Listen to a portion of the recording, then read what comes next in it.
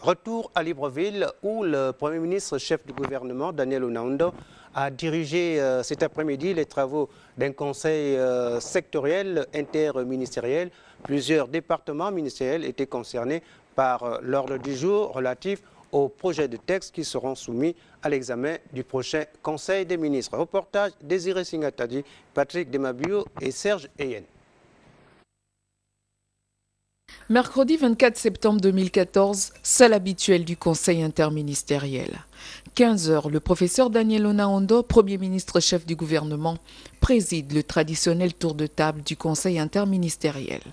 18 départements concernés par ces assises, au menu particulièrement chargé.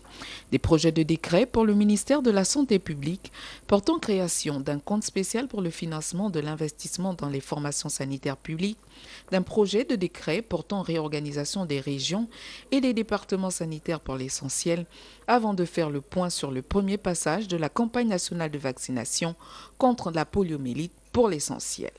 Le projet de décret portant création de la prime d'incitation à la performance, la fameuse PIP, a été quant à lui présenté par le ministre de la fonction publique et de la modernisation des cadres juridiques et institutionnels, M. Serge Maurice Mabiala, au chef du gouvernement.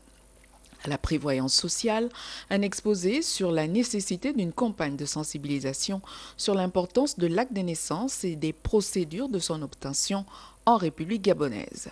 La principale intervention emphatique à l'actualité de l'heure a été celle du ministère de l'Éducation nationale et de l'enseignement technique qui dressait ce jour le bilan de la rentrée scolaire 2014-2015. La parole a été donnée à chaque membre du gouvernement sur chaque dossier relatif à ses compétences. Les dossiers qui seront soumis dans les prochains jours au chef de l'État, son Excellence Ali Bongo Ondimba, lors du prochain Conseil des ministres.